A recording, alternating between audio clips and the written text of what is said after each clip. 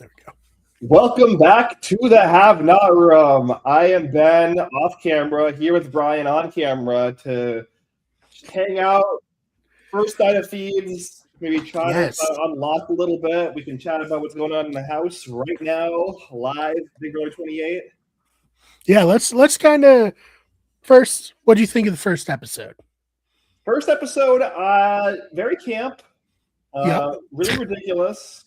Mm-hmm. But I enjoyed it. I think that, like, I know a lot of people are complaining, saying, like, like, it's not great for bringing in new people if the idea is we're trying to bring in Survivor fans with the two Survivor players. Because, like, you know, Survivor players are going to, like, watch it and be like, what the hell is this? This is, like, completely ridiculous. Right. But it's a Big Brother premiere. It's, like, a modern era Big Brother premiere. It's pretty standard, I think. Yeah, I agree. I think I talked about it in TikTok. I did. I am kind of glad I didn't get my dad into Big Brother with that being the first episode that he ever would have seen. Because I would have been like, yeah, it's like this really complex social strategy game, probably the best social strategy game on television. And then, you know, Rachel Riley is getting pushed into a volcano by a dinosaur. So it's all for the best. Yeah, I mean, I thought it was fun. I don't know. I mean, look, I think most Big Brother fans enjoyed it. But we're used to it, so yeah, we're conditioned to expect the campiness. You know, very cool dinosaur. That's going underreported, I feel like. Yeah. I mean, we had like the Velociraptor like vision, right? We got to see through his eyes as he was like, you know, marching Rachel up to her death. Mm-hmm. That was very fun. Poor Rachel, but you know, like with any story with time travel in it, everything that is of consequence gets undone. So Rachel's alive. So. Yeah, I kind of saw this coming, that they were going to do some kind of like go back in time and save Rachel thing. I didn't expect. Yeah, I mean, you got the time machine. Why not? Yeah. I thought maybe season finale. Yeah, season finale, or maybe like a comp, like down the road. Mm-hmm. But yeah, no, they just were like, yeah, let's you know, tie up this loose end right away, so you know we can you know, basically retcon Rachel dying. Yeah, and you know, I'm sure they probably filmed Unlocked yesterday immediately after Rachel, or whatever day that was. So you know, not make her take 2 trips out to here. I'm sure she doesn't live necessarily right in the area, you know. Yeah, I think she lives somewhere in the like southeast of the country. But yeah, I thought the newbies seemed very fun so far from what we've seen. I think that a lot of them have very anti-returning player sentiment, at least in the early diary rooms. We saw Jimmy last season, who was like very anti-Rachel in the show, and then feeds came on and they were BFFs. So who knows how real that is?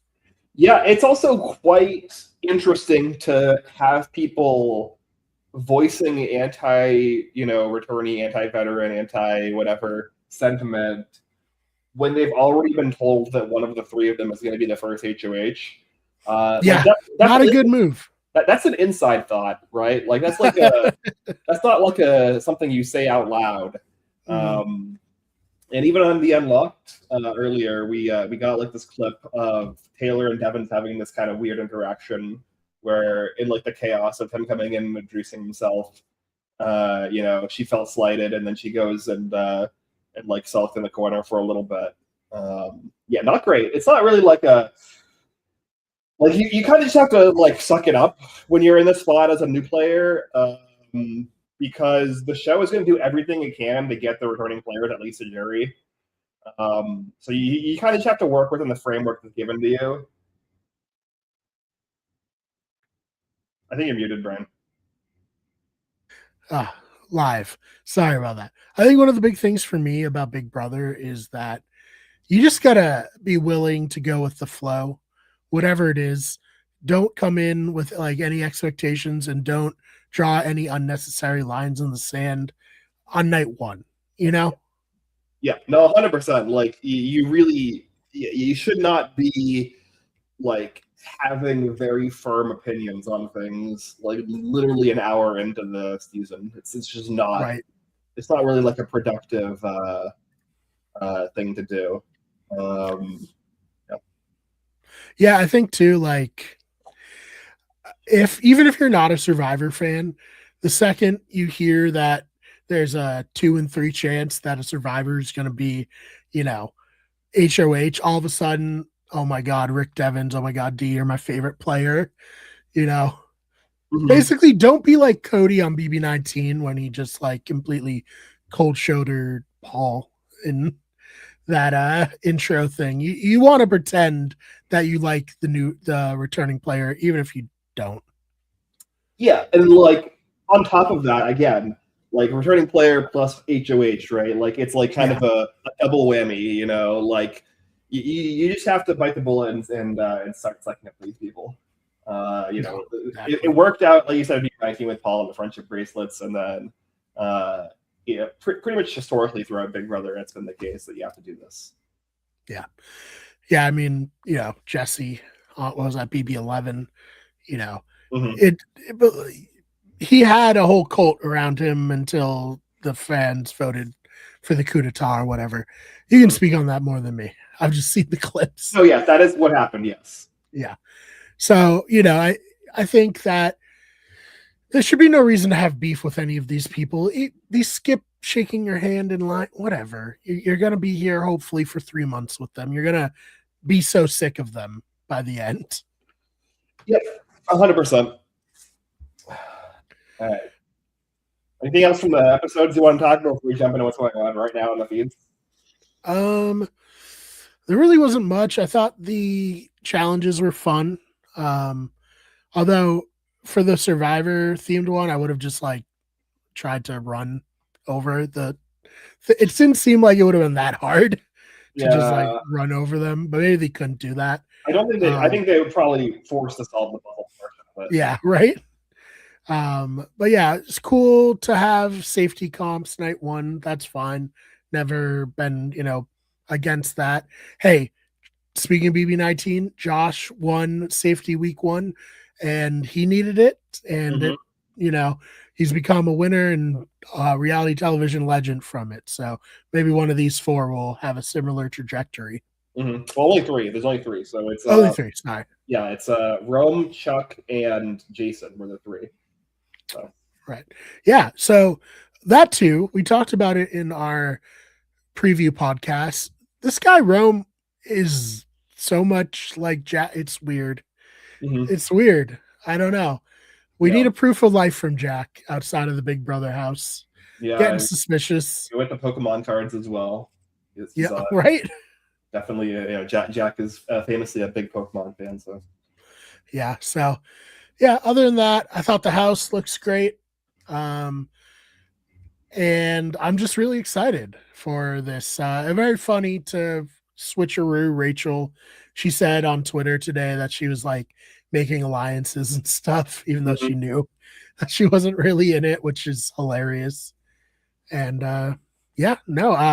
Ben, what is happening in the Big Brother house right now?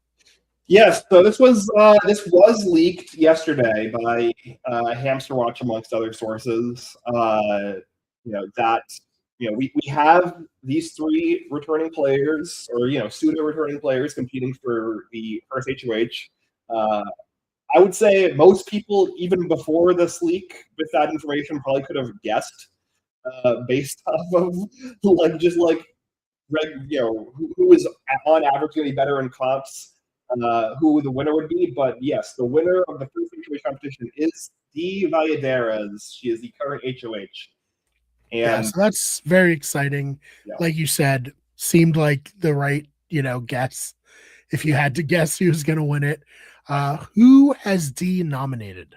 Yeah, so earlier today, the nominations happened, and we have now gotten confirmation on the feeds that the 3 nominees are Mallory, Taylor, and Yash. Those are your 3 nominees right now on the block. And So obviously we don't know why they got nominated, but do you have any guesses as to why it's those I three? mean, we saw with the Taylor thing on Unlocked, they definitely picked that, I think, for a reason. It might, Mhm. be an indication as to why she was nominated. We might get some more information on the episode. But it looks like Mallory might be a pawn, but there's also this speculation from her that there's this kind of trio of girls with her, Lyric, and Melody, which we kind of saw again on the premiere night. She seemed like she wanted to be friendly with Lyric. Lyric seems kind of well connected right now. There's speculation of a showmance with Lyric and Rome. Lyric also seems close to Yash. So there's like kind of like a lot of moving parts we're trying to piece together right now. But if I were to guess right now, it seems like Taylor is probably the early target. All right. Unfortunate for Taylor, but you know what? We've been here before, Ben, where a Taylor seemed dead in the water week one, and she went on to win the season and host Unlocked. So it's not over yet. We got a veto and a blockbuster. Definitely not over. We also, even last year, right? Ashley Hollis is the week one target on the block, wins her way off the block with the veto competition and goes on to win the season. Like, it's definitely not a cut and dried situation here. We have the blockbuster still in play. There's 2 opportunities for all 3 of these players to win. We don't even see any of these 3 people being the first 50. There's still a lot of game left to be played here week. Yeah, and I mean, last year Ashley won the veto and then didn't win any competitions forever. So that was since she was my winner pick, I was very upset when feeds came on, but happy she won the veto. So and Taylor this season is Chad's winner pick, so not a great start for him. Yeah, well, hey, maybe it'll be the same trajectory. That's true. So could work out. So yeah, that's kind of where we're at. There's some speculation right now, kind of like where the kind of alliances are. There's like this group in the it was like hanging out towards the have-not room. Chuck was in there with Haley because both of them are have-nots, and they also were talking to Kamu. Like that seemed kind of like a loose group. We now had a conversation, like a strategy talk between Angela and Barrett. So that's not surprising. We are aware from looking at social media that Barrett is a big Angela fan. So Barrett trying to kind of pull in with her makes a little bit of sense. I did mention again the Lyric Rome kind of flirt man showman situation.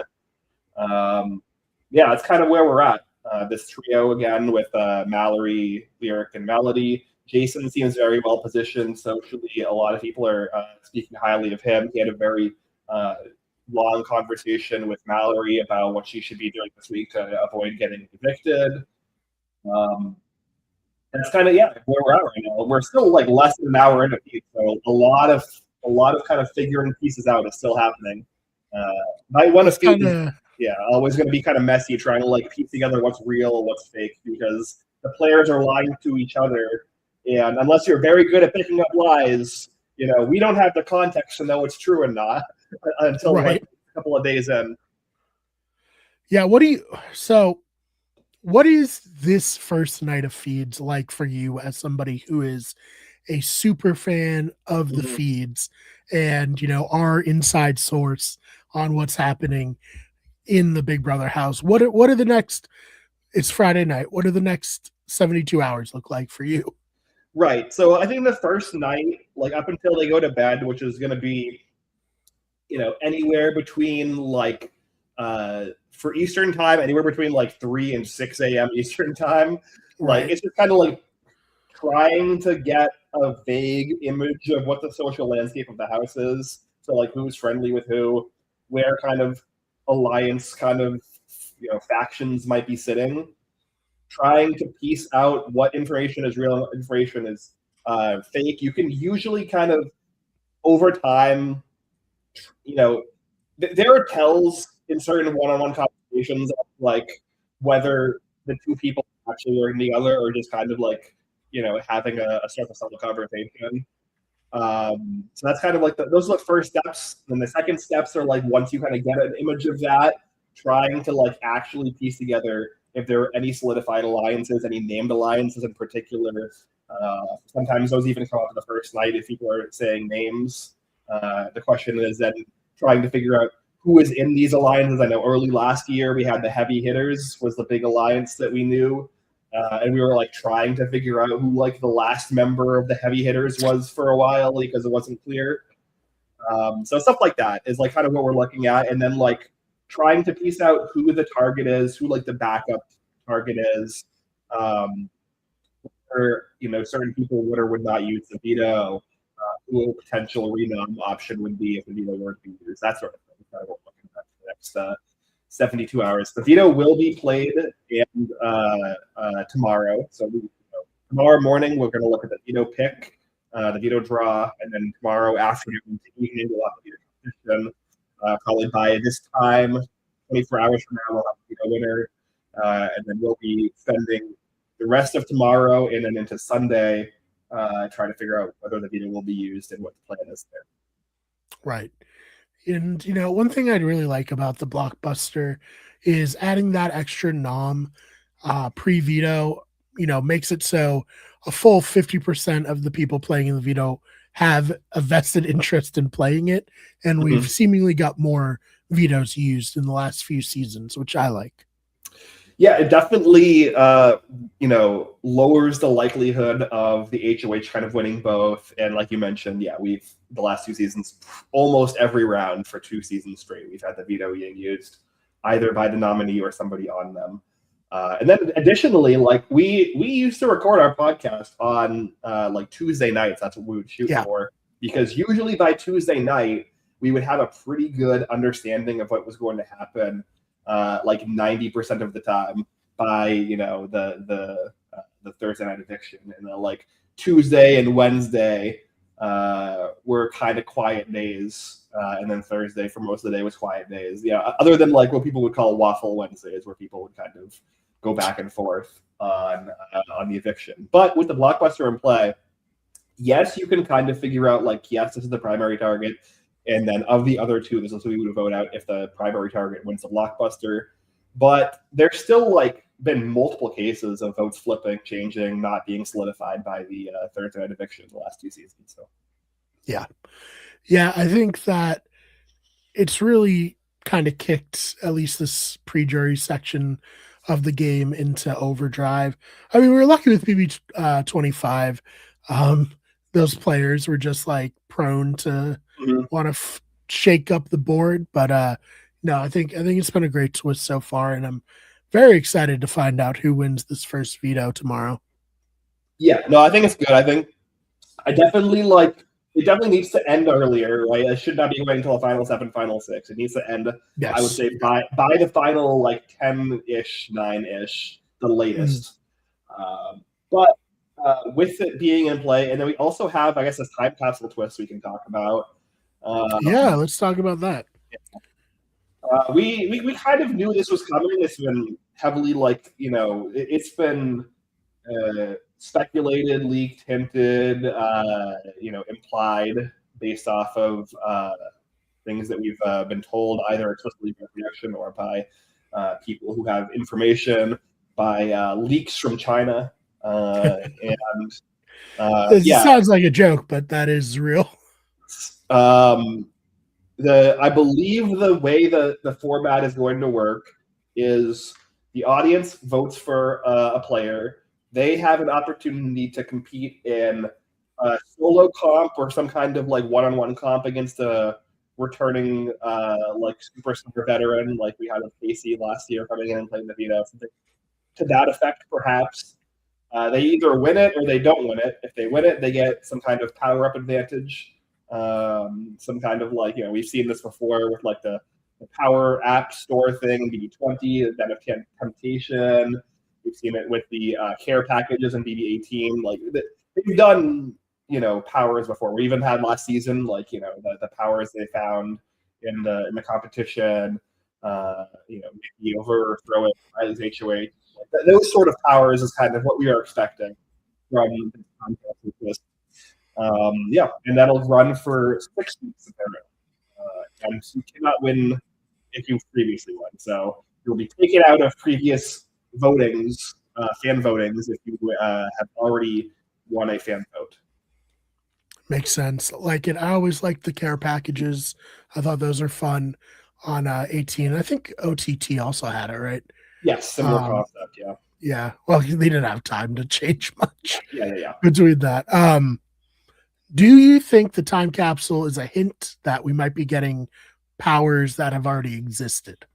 I mean, that's possible. Like, I mean, to be fair, the Big Brother format is like it exists in such a way where there's like a, there's just a finite number of powers like you can do. Like, Yeah. there's not that many permutations of different types of powers, and they've done so many powers throughout the years that it wouldn't surprise me if they were like, oh, this is your time capsule is one of the BB20 power apps, right? Yeah. Like, it's like, And you know what? That would be fair. Fair play to them. That'd be interesting, at least. yeah, it would basically be them not having to think up new powers because that's like very difficult with how many they've done, while doing something that kind of still feeds into the twist, or the theme.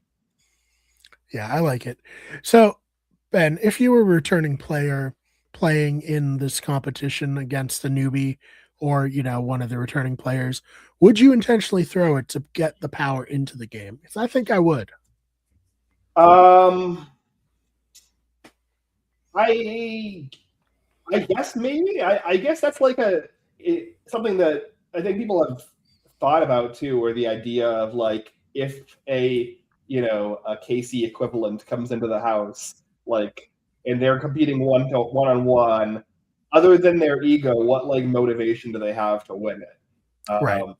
So if that is how it works, and it isn't just like a Caitlyn or Kelly style like solo puzzle, and Right. it is them competing head to head with a past player. Yeah, it does feel like the past player is incentivized to like not put 100% effort in, because if they do, they're like nixing the fan favorite that just got voted the opportunity to get a leg up. I don't know. I mean, we'll see how it plays out. You gotta put like $1,000 or something on the line. Yeah, something like that. Yeah, but put something, just some motivation for them, some because otherwise, why would you win? Yeah. I want to put chaos into the game. Yep. I don't want to take it away. No, 100%. I think that if that's how it works, they probably have to do something like that. Otherwise, people are definitely, at the very least, people are going to accuse those of throwing who lose. Yeah. But you know what? Godspeed. I hope they do that. Yeah, I mean, look, we'll see how it plays out, and if that's actually how it works. I think that's the part that's not been officially confirmed by the show. That's just kind of like what we've been able to glean through leaks here and there. But at the very least, the way it will work is you will compete, and you either win an advantage or you lose and you get a disadvantage, or you get some kind of punishment. Because Big Brother loves their punishments. They do. As Rick said tonight on Unlocked, you might have to wear a leotard. Yes. Which would be, very entertaining if so. Yeah. So I definitely know that Rick's kids are going to be voting for him and then hoping he loses. Yes. Very, very fun. Yeah, I mean, obviously the feeds just started right now. I mean, is there anything that you wanted to talk about them that we haven't yet? No, it's interesting so far. It was like a very, very like a lot of information the first 10 to 15 minutes, and the last 10 to 15 minutes have been kind of quiet. Right. Right now we have like Kamu, Haley, and Drew out in the backyard chatting. But nothing like super meaningful from what I can glean. So just like kind of life stuff. So yeah. No, I mean, it's been what, like 48 hours since they got into the house? About 48 hours, yeah. Yeah, so probably they had like a high of all the new stuff, your adrenaline's going, and now they're settling in. Mm-hmm. And hopefully tonight will be interesting. I mean, tomorrow night will be the most interesting. No, 100%. I mean, like, I think a lot of people probably at this point are waiting to see who ends up winning the veto before they like fully commit to some kind of game plan. Yeah, as you should. Like we said, you gotta be fluid here. Yeah. All right. Well, if that's it, then we can call it a night. You can get back to fully focusing on the live feeds. All right. Thanks for chatting with me, Brian. Yeah, thanks for doing the legwork to give us the content here. I really was going to be appreciate watching them either way. it. Right. Yeah, fair. So, Ben, can we follow you anywhere? Anything like that? I guess you can follow me on Blue Sky, but I don't really use it. I've kind of done a social media cleanse, so not really. But you can try me there, and then I'll post like maybe once a month. But it's Big Brother season, so I might post about it more. Right. Hey, maybe you could build a following on Blue Sky. Who knows? But yeah, you can follow the show on TikTok at GameBots. I know another Big Brother show by the name of GameBots also came up. Too bad we had the name first. So go follow us there. Other than that, follow the main channel, Wicked Everything. Those Fake Nerds channel for nerd and pop culture news, Wicked Sports for sports news. This is Better Radio, which hosts all of our podcasts.